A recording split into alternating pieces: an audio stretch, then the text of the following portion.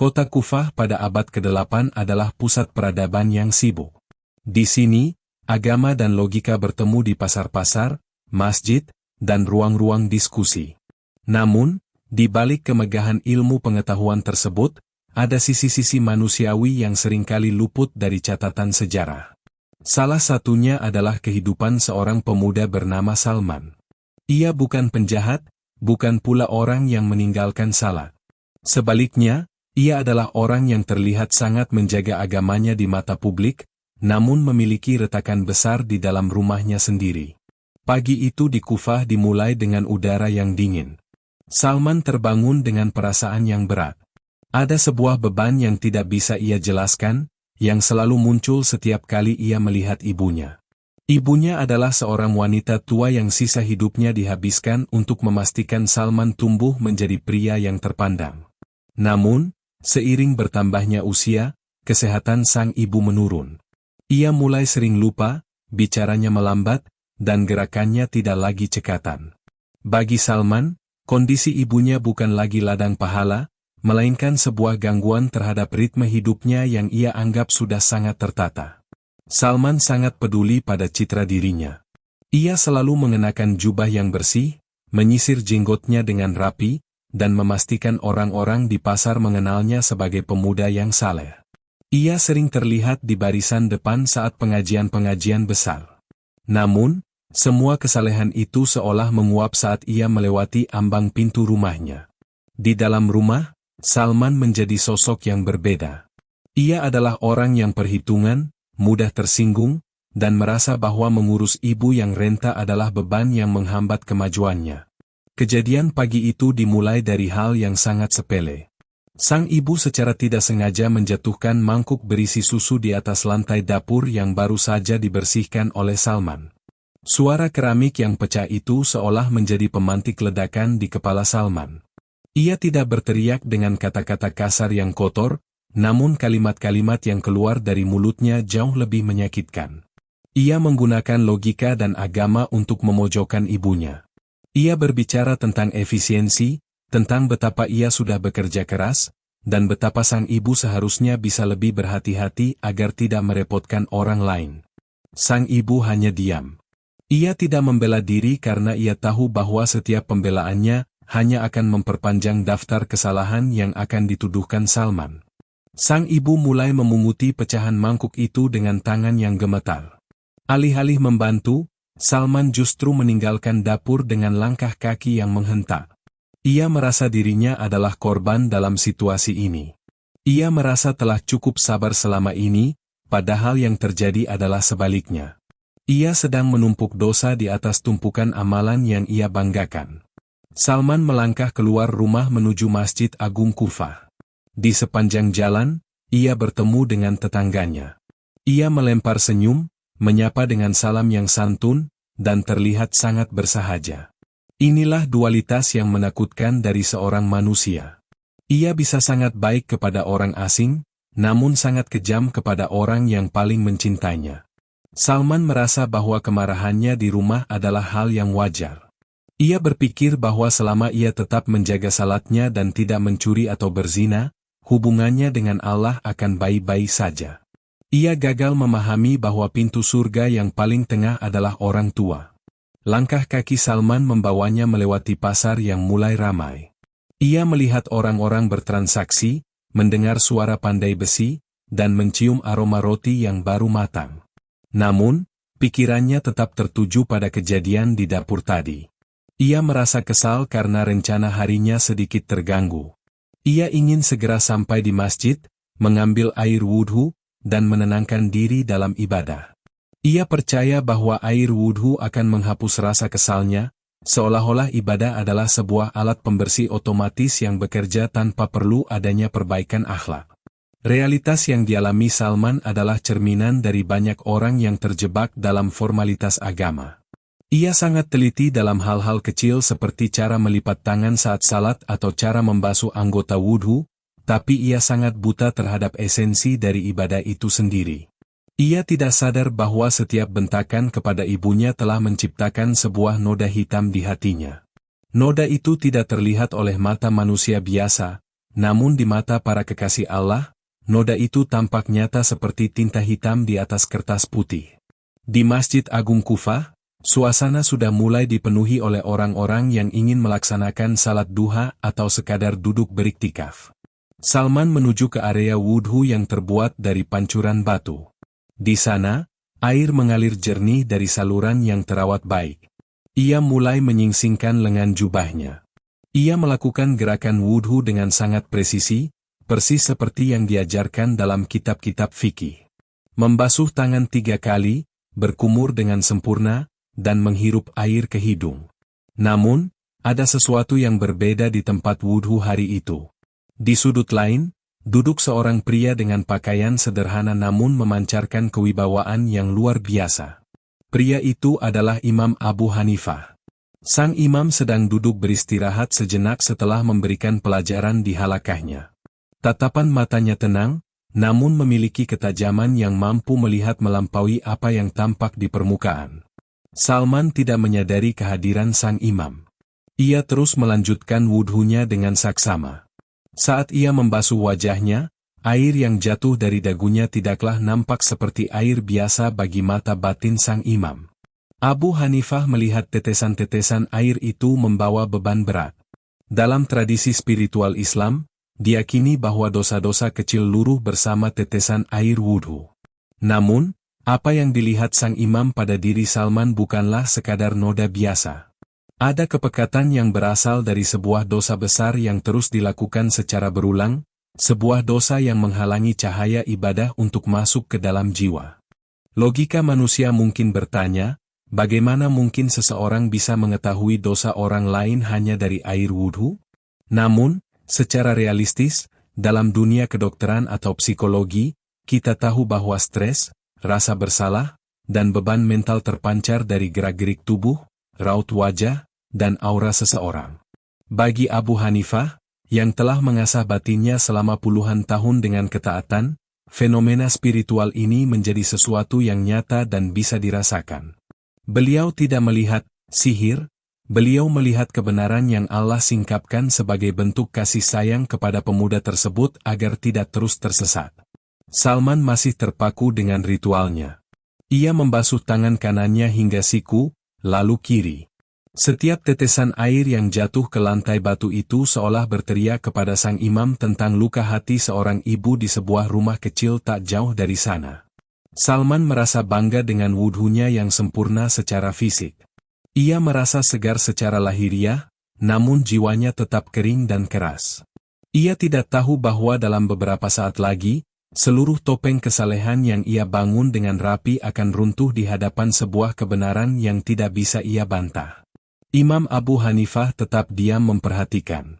Beliau tidak ingin mempermalukan pemuda itu di depan orang banyak. Beliau menunggu momen yang tepat, sebuah jeda di mana hanya ada beliau dan pemuda itu. Sang imam merasa prihatin. Beliau melihat seorang pemuda potensial yang amalnya terkikis habis seperti debu yang ditiup angin hanya karena ia gagal menjaga satu hal yang paling krusial, adab kepada orang tuanya. Bab ini ditutup dengan Salman yang sedang mengusap kepalanya, bersiap untuk membasuh kedua kakinya. Ia merasa sudah siap untuk menghadap Tuhannya dalam salat. Ia merasa dirinya sudah bersih. Ia tidak menyadari bahwa di belakangnya, berdiri seseorang yang akan menunjukkan bahwa, bersih, secara fisik hanyalah awal dari perjalanan panjang menuju penyucian jiwa yang sebenarnya. Realitas Salman adalah realitas kita semua. Seringkali merasa sudah di jalan yang benar hanya karena telah menjalankan rutinitas, sementara kita lupa bahwa ada hati yang terluka karena lisan dan sikap kita di balik pintu-pintu rumah yang tertutup rapat. Salman kemudian berdiri, membetulkan letak jubahnya, dan berbalik. Saat itulah pandangannya bertemu dengan mata Imam Abu Hanifah. Sebuah tatapan yang akan mengubah seluruh garis hidupnya. Suasana di area wudhu Masjid Agung Kufah terasa berbeda saat Salman mulai membasuh kedua kakinya. Secara teknis, wudhu yang dilakukan Salman sangat sempurna. Ia menggosok sela-sela jarinya dengan teliti dan memastikan air merata hingga di atas mata kaki. Di sekolah-sekolah fikih, apa yang dilakukan Salman akan mendapat nilai sempurna. Namun, Di mata Imam Abu Hanifah yang duduk tidak jauh darinya, ada sesuatu yang sangat mengganggu pemandangan batiniah. Imam Abu Hanifah bukan sekadar ahli hukum yang hanya melihat batasan hitam dan putih pada kertas. Beliau adalah seorang yang memiliki kepekaan rasa yang tajam terhadap kondisi kejiwaan seseorang. Beliau memperhatikan bagaimana Salman mengambil air dengan gerakan yang terkesan buru-buru namun penuh ambisi untuk terlihat sempurna. Ada ketegangan pada raut wajah Salman yang tidak bisa disembunyikan oleh air sedingin apapun. Kerutan di dahi Salman bukan berasal dari kekhusyukan, melainkan dari sisa-sisa amarah yang ia bawa dari rumah. Secara logis, seseorang yang baru saja melakukan tindakan emosional yang hebat, seperti membentak orang tua, akan memiliki detak jantung yang belum stabil dan sorot mata yang tidak tenang. Hal inilah yang ditangkap oleh radar persepsi sang imam. Beliau melihat air yang jatuh dari anggota tubuh Salman seolah-olah membawa beban yang sangat berat. Dalam sebuah pemahaman yang mendalam, dosa memang memiliki bobot spiritual yang memengaruhi fisik pelakunya. Tetesan air itu jatuh ke lantai batu dengan cara yang tidak biasa di mata sang imam. Salman berdiri tegak setelah menyelesaikan basuhan terakhirnya. Ia merasa segar secara fisik, namun ia tidak merasakan ketenangan yang seharusnya datang setelah bersuci. Ia justru merasa gelisah, seolah-olah ada mata yang sedang menguliti isi kepalanya. Saat ia berbalik untuk berjalan menuju ruang utama masjid, ia mendapati Imam Abu Hanifah sedang menatapnya. Bukan tatapan menghakimi yang penuh kebencian, melainkan tatapan prihatin yang sangat dalam, seperti seorang ayah yang melihat anaknya sedang berjalan menuju jurang. Imam Abu Hanifah kemudian bergerak mendekat secara perlahan. Beliau memastikan jarak mereka cukup dekat sehingga pembicaraan mereka tidak akan terdengar oleh jamaah lain yang sedang berlalu lalang. Ini adalah bagian dari adab sang imam dalam menegur seseorang. Beliau tidak pernah mempermalukan orang di depan umum. Beliau tahu bahwa teguran di depan orang banyak adalah sebuah penghinaan, sedangkan teguran secara pribadi adalah sebuah nasihat. Langkah kaki sang imam berhenti tepat di depan Salman. Salman yang mengetahui siapa sosok di depannya segera menunduk hormat. Ia mengenal wajah itu sebagai ulama besar yang fatwanya diikuti oleh penduduk Irak. Namun, rasa hormat Salman seketika berubah menjadi rasa takut yang luar biasa ketika sang imam mulai berbicara dengan nada yang sangat rendah namun tegas. Kalimat pertama yang keluar dari mulut sang imam tidak berkaitan dengan cara wudhu Salman, melainkan langsung menghujam ke akar masalah yang paling dalam. Sang imam meminta Salman untuk duduk sejenak di atas bangku kayu panjang di area tersebut. Dengan bahasa yang sangat lugas dan tanpa kiasan yang rumit, sang imam mengatakan bahwa beliau melihat ada sesuatu yang salah dengan cara air wudhu itu meninggalkan tubuh Salman. Beliau menjelaskan bahwa kesucian lahiriah yang sedang diusahakan Salman tidak akan pernah sampai ke hati selama ada sekat besar berupa kedurhakaan yang masih ia simpan. Sang imam menyebutkan secara spesifik bahwa ada noda dosa terhadap orang tua yang sangat pekat di balik wajah segar Salman. Salman tertegun. Ia mencoba mencari pembenaran di dalam kepalanya. Ia ingin membantah dengan mengatakan bahwa ibunya memang sulit diatur, atau bahwa ia hanya sedang membela kebenaran. Namun, kata-kata itu tertahan di tenggorokannya. Mengapa? Karena Imam Abu Hanifah berbicara dengan keyakinan yang begitu kuat sehingga Salman merasa seolah-olah seluruh kejadian di dapurnya tadi pagi telah terekam dan diputar ulang di depan mata sang imam. Tidak ada metafora dalam ucapan sang imam, hanya pernyataan fakta yang jujur dan menyakitkan. Imam Abu Hanifah menjelaskan sebuah prinsip yang sangat logis dalam Islam, bahwa ibadah kepada Allah, hablum minallah, tidak akan pernah sempurna jika hubungan dengan sesama manusia, hablum minanas, terutama orang tua, sedang hancur. Beliau mengibaratkan wudhu Salman seperti air yang mencoba membersihkan wadah yang bocor. Seberapa banyak pun air yang dituangkan, wadah itu tidak akan pernah penuh karena bocornya terletak pada akhlak yang buruk. Kejujuran sang imam membuat Salman mulai gemetar. Ia menyadari bahwa selama ini ia telah menipu dirinya sendiri. Ia merasa bahwa dengan rajin ke masjid dan berwudhu dengan sempurna, ia sudah menjadi orang baik. Ia lupa bahwa agama bukan sekadar serangkaian gerakan fisik, tapi juga tentang bagaimana ia memperlakukan orang yang paling lemah di bawah atap rumahnya sendiri. Realitas ini memukulnya dengan keras. Keangkuhan yang ia bawa sejak dari rumah mulai runtuh berkeping-keping. Sang imam terus berbicara, memberikan perspektif tentang bagaimana seorang anak seharusnya memandang orang tua yang sudah renta. Beliau tidak memberikan teori-teori yang sulit, beliau hanya mengingatkan Salman tentang posisi seorang ibu dalam pandangan Allah. Beliau menegaskan bahwa air wudhu itu seharusnya membersihkan kesalahan-kesalahan kecil, namun apa yang dibawa Salman adalah beban yang terlalu besar untuk dibersihkan hanya dengan air tanpa adanya taubat dan permohonan maaf yang tulus kepada sang ibu. Salman merasakan tenggorokannya kering. Air mata yang sejak pagi ia tahan karena ego, kini mulai menggenang. Ia merasa malu bukan karena tertangkap basah oleh manusia, tapi karena ia baru menyadari betapa transparannya ia di hadapan Allah. Ia menyadari bahwa karomah yang dimiliki sang imam sebenarnya adalah peringatan dari Allah agar ia tidak mati dalam keadaan durhaka. Ini adalah momen logis di mana seseorang mencapai titik nadir dan menyadari kesalahannya secara total. Imam Abu Hanifah tidak membiarkan Salman tenggelam dalam kesedihan tanpa solusi. Beliau memberikan instruksi yang sangat jelas dan praktis. Beliau menyuruh Salman untuk tidak masuk ke dalam saf salat terlebih dahulu. Menurut sang imam, salatnya Salman tidak akan memiliki jiwa selama hatinya masih dipenuhi sisa-sisa amarah kepada ibunya. Beliau memerintahkan Salman untuk kembali ke rumah detik itu juga, mencari ibunya, dan meminta maaf dengan cara yang paling rendah hati. Instruksi ini terdengar berat bagi Salman yang memiliki harga diri tinggi. Namun, melihat sorot mata sang imam yang penuh kasih sayang, Salman kehilangan seluruh argumennya. Ia menyadari bahwa saran sang imam adalah satu-satunya jalan keluar yang masuk akal jika ia ingin ibadahnya diterima. Kesempurnaan cerita ini terletak pada bagaimana sebuah karomah tidak digunakan untuk pamer kekuatan, melainkan untuk memperbaiki moralitas seorang pemuda secara nyata. Salman kemudian berdiri dengan kaki yang masih basah. Ia tidak lagi peduli pada jubahnya yang sedikit terkena debu lantai. Ia berpamitan kepada sang imam dengan suara yang serak. Sebelum Salman pergi, sang imam berpesan agar ia tidak sekadar meminta maaf dengan lisan, tapi benar-benar merubah cara pandangnya terhadap ibunya. Bahwa ibunya bukan beban, melainkan kesempatan terakhirnya untuk mencium bau surga. Salman melangkah keluar dari area wudhu dengan perasaan yang jauh berbeda dari saat ia masuk. Ia tidak lagi merasa sebagai pemuda saleh yang hebat. Ia merasa sebagai seorang hamba yang beruntung karena masih diberikan kesempatan untuk memperbaiki diri. Ia meninggalkan halaman masjid dengan langkah cepat.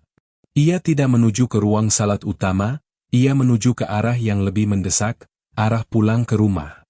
Perjalanan pulang itu terasa sangat panjang bagi Salman. Setiap langkah yang ia ambil mengingatkannya pada setiap kata kasar yang pernah ia lontarkan. Logika agamanya kini bekerja dengan benar. Ia memahami bahwa keridaan Allah yang ia cari-cari di masjid, sebenarnya tertinggal di rumahnya, pada wajah tua yang ia sakiti pagi tadi.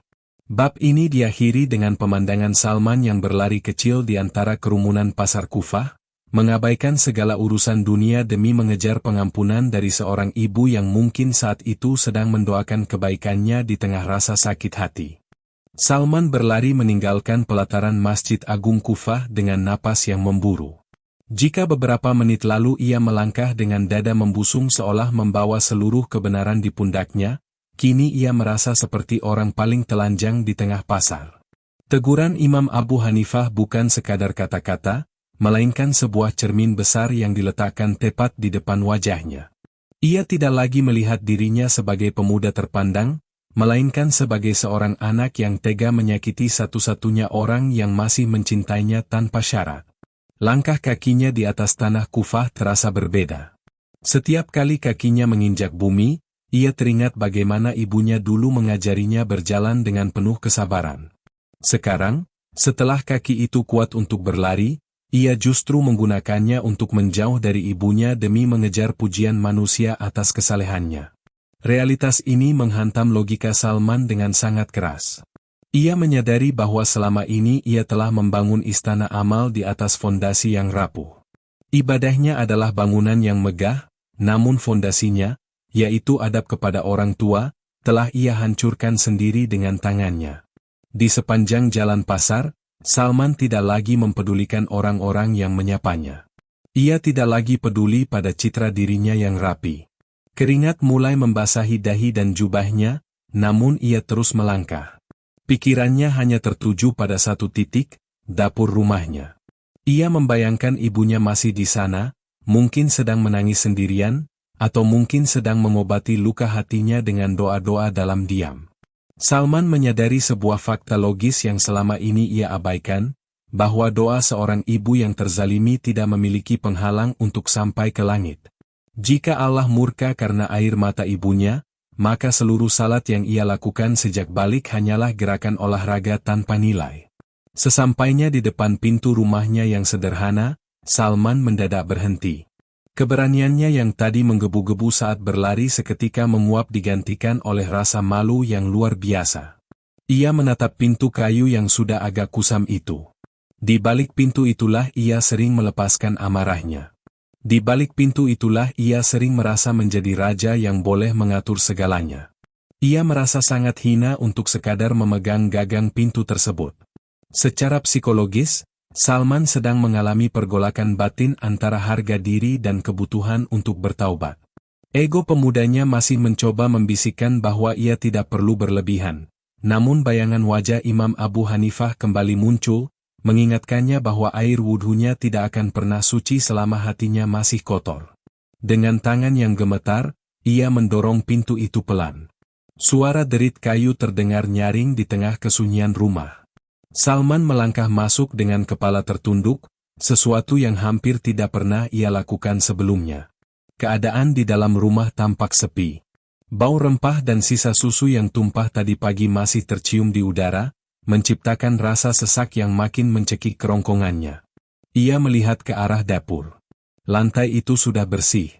Ibunya ternyata sudah membereskan kekacauan yang ia sebabkan, meski dengan tubuh yang renta dan tangan yang mungkin masih gemetar karena bentakannya tadi. Salman menemukan ibunya sedang duduk di atas sajadah di sudut kamar. Sang ibu baru saja selesai melaksanakan salat duha. Pemandangan itu seperti petir yang menyambar di siang bolong. Ibunya, yang baru saja ia sakiti, justru sedang bersujud menghadap Allah. Logika Salman berputar, kemungkinan besar ibunya sedang mendoakan kebaikan untuknya, bukan mengutuknya. Kesadaran ini membuat pertahanan Salman runtuh sepenuhnya. Ia menyadari betapa jauh perbedaan antara kelas jiwanya dengan jiwa ibunya. Ia mengejar agama melalui teks dan ritual, sementara ibunya menghidupkan agama melalui kesabaran dan cinta. Ia mendekat tanpa suara, lalu bersimpuh tepat di belakang ibunya. Salman menunggu ibunya menyelesaikan zikirnya. Keheningan di ruangan itu terasa sangat berat.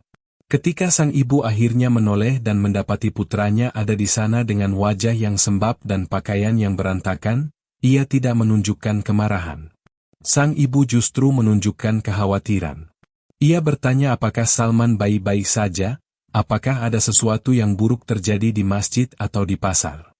Pertanyaan yang penuh kasih sayang itu justru menjadi senjata yang paling ampuh untuk menghancurkan keangkuhan Salman. Salman tidak menjawab dengan kata-kata puitis. Ia langsung memegang kedua tangan ibunya yang kasar karena pekerjaan rumah tangga selama puluhan tahun. Ia mencium tangan itu berulang kali dengan isak tangis yang pecah. Ia mengakui segala kekasarannya. Ia menceritakan bagaimana ia bertemu dengan seorang alim besar yang mampu melihat noda di hatinya melalui air wudhu. Salman menjelaskan bahwa ia baru saja menyadari bahwa ia adalah orang yang bangkrut, kaya akan amalan lahiriah namun miskin akan keridaan orang tua. Sang ibu hanya terdiam mendengarkan pengakuan tulus anaknya. Secara realistis, luka hati seorang ibu tidak sembuh dalam sekejap hanya dengan satu permintaan maaf. Namun, dalam Islam, pemaafan adalah pintu hidayah. Sang ibu mengusap kepala Salman dengan lembut. Tidak ada drama yang berlebihan, hanya ada sebuah penerimaan yang jujur. Sang ibu mengatakan bahwa ia sudah memaafkan Salman jauh sebelum Salman pulang, karena seorang ibu tidak pernah benar-benar bisa membenci anaknya sendiri. Namun, Ia juga berpesan agar Salman tidak mengulangi perbuatannya, karena setiap bentakan adalah satu langkah menjauh dari surga. Momen ini menjadi titik balik paling logis dalam kehidupan Salman. Ia menyadari bahwa taubat bukan sekadar berhenti melakukan dosa, tapi juga memperbaiki kerusakan yang telah ditimbulkan. Ia mulai membersihkan rumah, membantu pekerjaan ibunya yang selama ini ia anggap remeh, dan memperlakukan ibunya dengan penuh hormat. Ia belajar bahwa melayani orang tua adalah ibadah yang paling nyata, lebih nyata daripada berlama-lama di masjid sementara ada kewajiban yang terbengkalai di rumah. Sore itu, Salman kembali ke masjid dengan perasaan yang sangat berbeda. Beban yang tadi pagi menggelayuti pundaknya telah sirna. Wajahnya kini memancarkan ketenangan yang asli, bukan ketenangan yang dibuat-buat demi citra diri. Ia kembali mengambil air wudhu di tempat yang sama. Kali ini, ia merasakan setiap tetesan air yang jatuh seolah-olah membawa kesegaran hingga ke relung jiwanya. Ia tidak lagi terburu-buru. Ia menikmati setiap basuhan sebagai bentuk syukur atas kesempatan kedua yang diberikan Allah melalui teguran Imam Abu Hanifah. Setelah selesai berwudhu, ia sengaja mencari keberadaan sang imam. Ia ingin menunjukkan bahwa nasihat itu telah sampai ke tujuannya. Imam Abu Hanifah, yang saat itu sedang bersiap untuk mengajar, melihat Salman dari kejauhan. Tanpa perlu berbicara panjang lebar, sang imam tersenyum tipis. Beliau melihat perubahan pada pancaran wajah pemuda itu. Air yang jatuh dari wajah Salman kali ini tidak lagi terlihat pekat di mata batin sang imam, melainkan jernih dan bercahaya. Ini adalah bukti logis bahwa ketika seseorang memperbaiki hubungannya dengan manusia, maka Allah akan memperbaiki hubungan hamba tersebut dengan penciptanya. Kehidupan Salman setelah kejadian di tempat wudhu itu berubah secara total dan sistematis. Ia menyadari bahwa penyesalan saja tidak cukup untuk menghapus kebiasaan buruk yang sudah bertahun-tahun ia lakukan. Secara logis, karakter seseorang tidak berubah hanya dalam satu malam, melainkan melalui disiplin dan perubahan rutinitas yang nyata. Salman mulai mengatur ulang jadwal hariannya di Kufah agar bisa menyeimbangkan antara pengabdian di rumah, urusan mencari nafkah, dan menuntut ilmu di masjid. Perubahan pertama yang ia lakukan adalah terkait cara ia memulai hari. Jika biasanya ia terburu-buru keluar rumah demi mengejar saf pertama tanpa mempedulikan kondisi dapur atau kebutuhan ibunya, kini ia bangun lebih awal. Ia memastikan semua pekerjaan berat yang membutuhkan tenaga fisik, seperti mengambil air dari sumur umum dan membelah kayu bakar, sudah selesai sebelum matahari terbit. Ia tidak lagi membiarkan ibunya menyentuh pekerjaan yang bisa membebani fisiknya yang renta. Ini adalah bentuk pengabdian yang konkret, bukan sekadar kata-kata manis di bibir. Di pasar Kufah, orang-orang mulai menyadari perubahan pada diri Salman. Ia tetap serapi dulu, namun ada aura kerendahan hati yang sebelumnya tidak ada. Ia tidak lagi terlihat ambisius untuk mendebat orang lain dalam urusan agama hanya untuk menunjukkan kepintarannya. Salman lebih banyak diam dan bekerja. Ia memahami bahwa salah satu tanda taubat yang diterima adalah perubahan perilaku sosial. Ia menjadi lebih sabar menghadapi pelanggan di tokonya dan tidak lagi mudah tersinggung jika ada hal-hal yang tidak berjalan sesuai keinginannya. Ia sadar bahwa jika ia bisa bersabar menghadapi ibunya yang mulai pikun, maka menghadapi kerumunan pasar seharusnya menjadi hal yang jauh lebih mudah.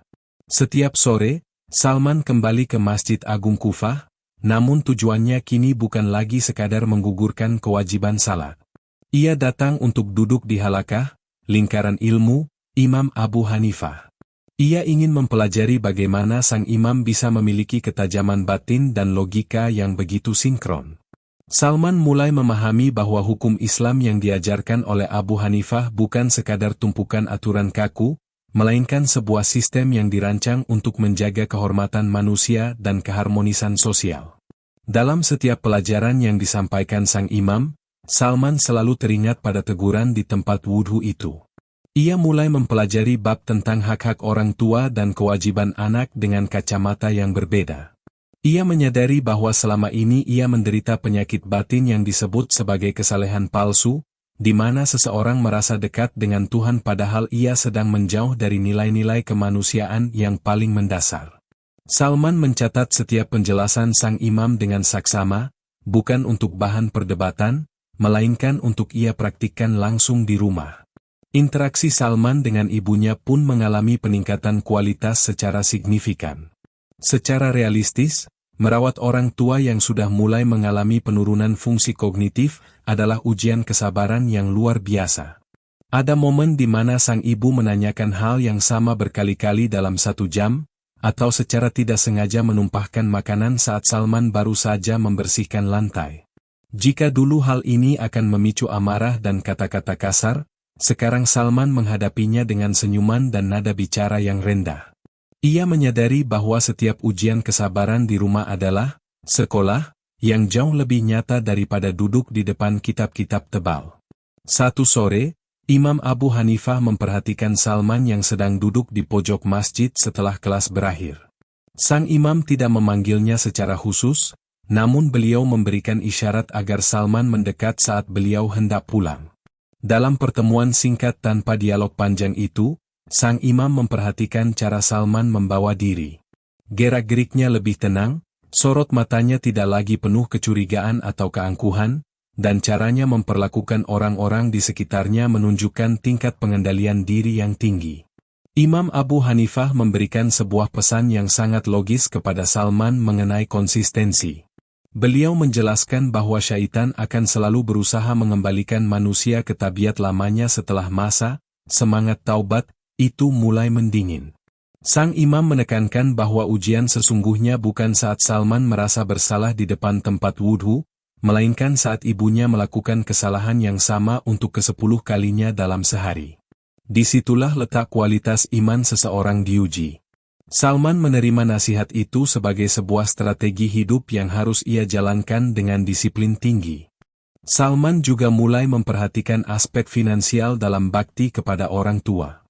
Ia memastikan bahwa sebagian besar penghasilannya dari berdagang digunakan untuk memenuhi kenyamanan ibunya, mulai dari pakaian yang lebih layak hingga makanan yang lebih bergizi. Ia tidak lagi pelit terhadap ibunya sendiri sementara ia dermawan di luar rumah demi pujian orang. Logika Salman kini sudah lurus, ia mengerti bahwa sedekah yang paling utama adalah kepada keluarga terdekat. Ia merasa bahwa sejak ia memperbaiki perlakuannya kepada ibunya, usahanya di pasar justru menjadi lebih lancar dan penuh keberkahan, sebuah hasil yang logis dari ketenangan pikiran yang ia miliki sekarang. Namun, tantangan terbesar Salman muncul ketika teman-teman lamanya, yang terbiasa melihat Salman sebagai sosok yang keras dan suka berdebat, mulai mempertanyakan perubahannya. Beberapa dari mereka menganggap Salman menjadi lemah atau kehilangan semangatnya dalam membela kebenaran secara vokal. Salman tidak terpancing. Ia memilih untuk tidak banyak menjelaskan melalui kata-kata. Ia membuktikan perubahannya melalui tindakan. Ketika ia melihat seorang teman memperlakukan budak atau pelayannya dengan kasar, Salman akan menegurnya dengan cara yang lembut, persis seperti cara Imam Abu Hanifah menegurnya dulu. Perubahan Salman ini secara perlahan memberikan dampak pada lingkungan sekitarnya di Kufah.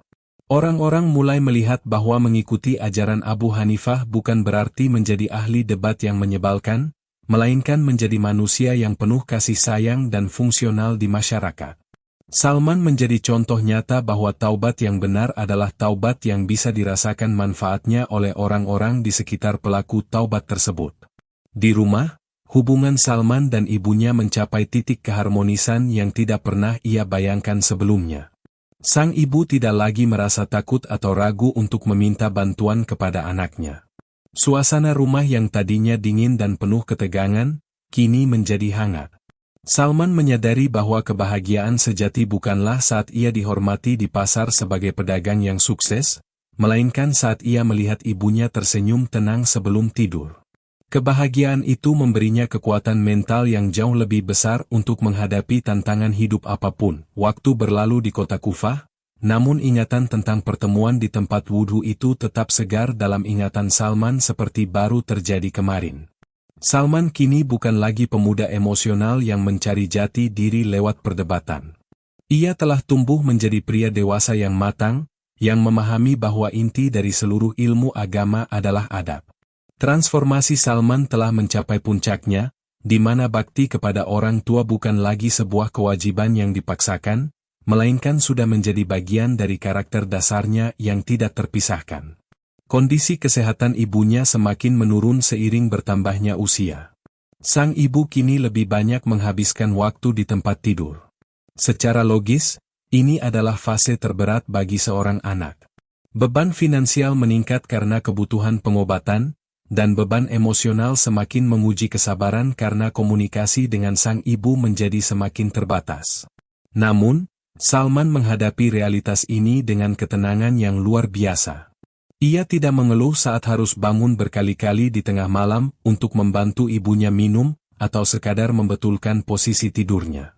Ia menyadari bahwa inilah saat di mana ia benar-benar mempraktikkan ilmu yang ia pelajari dari Imam Abu Hanifah. Di masjid, Salman masih menjadi murid yang setia di halakah sang imam. Namun, perannya telah bergeser. Ia sering diminta oleh Imam Abu Hanifah untuk membantu para murid baru, terutama dalam hal memahami bagaimana menerapkan hukum Islam dalam kehidupan berkeluarga. Salman tidak memberikan ceramah yang tinggi dan rumit. Ia hanya menceritakan pengalamannya sendiri tentang bagaimana sebuah teguran sederhana mengenai air wudhu bisa menyelamatkan hidupnya dari kehancuran akhlak. Penjelasan Salman yang realistis dan jujur justru lebih mudah diterima oleh para pemuda Kufah daripada teori-teori yang abstrak. Satu hari yang menentukan pun tiba. Kufah sedang dilanda cuaca yang sangat panas, yang seringkali membuat orang-orang lanjut usia merasa sesak dan tidak nyaman. Ibu Salman jatuh sakit cukup parah. Salman memutuskan untuk menutup tokonya di pasar selama beberapa hari agar bisa fokus mendampingi ibunya.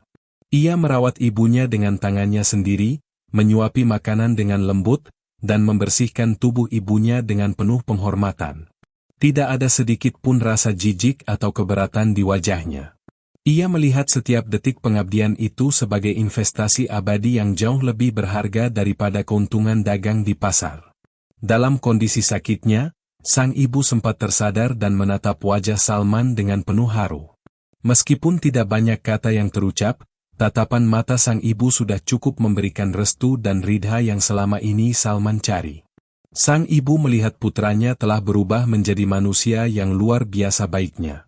Rasa bersalah Salman di masa lalu kini telah digantikan oleh rasa syukur karena Allah memberinya waktu yang cukup untuk menebus kesalahan tersebut sebelum maut menjemput salah satu dari mereka.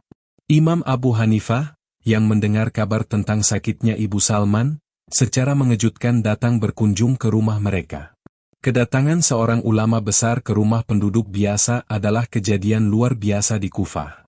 Namun, bagi sang imam, Salman adalah bukti nyata bahwa metode pengajarannya yang menyentuh sisi batiniah telah berhasil. Sang imam datang bukan untuk memberikan ceramah, melainkan untuk memberikan dukungan moral kepada Salman. Beliau melihat sendiri bagaimana Salman menata rumahnya dengan begitu rapi demi kenyamanan ibunya. Beliau melihat bagaimana Salman meletakkan Al-Quran dan buku-buku ilmunya di dekat tempat tidur ibunya agar sang ibu selalu mendengar lantunan ayat suci. Ketika sang ibu akhirnya menghembuskan napas terakhirnya dengan tenang dalam dekapan Salman, tidak ada teriakan histeris dari pemuda itu. Salman sedih, tentu saja, namun kesedihannya dibalut oleh rasa damai. Ia tahu bahwa ia telah melakukan yang terbaik di sisa usia ibunya. Ia tidak memiliki penyesalan yang tersisa karena semua kata maaf sudah tersampaikan dan semua pengabdian sudah dilakukan. Secara logis, orang yang sudah menjalankan kewajibannya dengan maksimal akan lebih mudah menerima kenyataan kehilangan daripada mereka yang masih menyimpan hutang budi dan rasa bersalah. Proses pemakaman Ibu Salman dihadiri oleh banyak orang, termasuk para penuntut ilmu dari Masjid Agung Kufah. Mereka datang karena menghormati Salman dan perubahan besar yang ia tunjukkan selama ini. Setelah pemakaman selesai, Salman duduk sejenak di tepi makam. Ia merenungkan perjalanan hidupnya. Ia menyadari bahwa jika bukan karena karomah Imam Abu Hanifah yang menegurnya di tempat wudhu waktu itu, ia mungkin akan berdiri di makam ini dengan hati yang hancur oleh penyesalan abadi. Karomah itu bukan sekadar keajaiban untuk dipamerkan, melainkan sebuah intervensi ilahi untuk menyelamatkan masa depan seorang hamba. Beberapa minggu setelah kepergian ibunya, Salman kembali ke masjid. Ia menghadap Imam Abu Hanifah dan menyatakan keinginannya untuk mewakafkan sebagian hartanya untuk membangun fasilitas air bersih bagi penduduk miskin di Kufah, sebagai sedekah jariah atas nama ibunya. Sang imam menyetujui rencana tersebut dan memberikan bimbingan teknis mengenai pengelolaannya. Salman ingin agar setiap tetesan air yang digunakan orang lain untuk berwudhu menjadi aliran pahala bagi ibunya, sebagaimana air wudhu dulu telah menjadi perantara taubat baginya. Salman menghabiskan sisa hidupnya sebagai salah satu pendukung utama kegiatan keilmuan di Kufah. Ia tetap menjadi pedagang yang jujur di pasar, namun hatinya selalu terpaut pada masjid dan pelayanan masyarakat. Ia menjadi rujukan bagi para pemuda yang sedang mengalami konflik dengan orang tua mereka. Salman selalu menekankan bahwa jangan sampai seseorang menunggu datangnya seorang wali Allah untuk menegur kesalahan mereka, karena tanda-tanda kebenaran sudah sangat jelas ada di depan mata. Kisah Salman menjadi sebuah legenda kecil di sudut-sudut kota Kufah. Cerita ini bukan tentang kesaktian terbang di udara atau berjalan di atas air. Ini adalah cerita tentang karomah yang paling tinggi dalam Islam, yaitu istiqomah dalam perbaikan diri. Imam Abu Hanifah sendiri sering menggunakan kisah Salman sebagai contoh dalam pelajaran-pelajarannya, untuk menunjukkan bahwa fikih, hukum, tanpa tasawuf, pembersihan hati, akan menghasilkan pribadi yang keras, sedangkan tasawuf tanpa fikih akan menghasilkan pribadi yang tersesat. Salman adalah perpaduan seimbang dari keduanya. Cerita ini berakhir dengan pemandangan Salman yang sedang mengajari seorang anak kecil di teras masjid tentang cara berwudhu yang benar. Ia tidak hanya mengajari tentang mana yang wajib dibasuh, tapi ia juga berbisik lembut kepada anak itu bahwa air ini adalah saksi atas apa yang ada di dalam hati. Ia berpesan agar anak itu selalu menjaga lisan dan sikapnya kepada orang tua, karena di sanalah letak keberkahan hidup yang sesungguhnya. Logika cerita ini membawa kita pada satu kesimpulan mutlak, bahwa perubahan lahiriah hanya akan bertahan lama jika diawali dengan kesadaran batiniah yang mendalam. Salman telah membuktikan bahwa pintu taubat selalu terbuka bagi siapa saja yang mau merendahkan hatinya di hadapan kebenaran. Dan Imam Abu Hanifah telah menunjukkan bahwa peran seorang guru bukan hanya mengajar teks, tapi juga membaca kondisi jiwa muridnya agar bisa memberikan obat yang tepat pada waktu yang tepat. Hingga akhir hayatnya, Salman dikenal sebagai pria yang wajahnya selalu terlihat segar seperti orang yang baru saja berwudhu, bukan karena air yang membasahinya, melainkan karena kedamaian yang terpancar dari hati yang telah berdamai dengan masa lalunya dan telah mendapatkan ridha dari ibunya.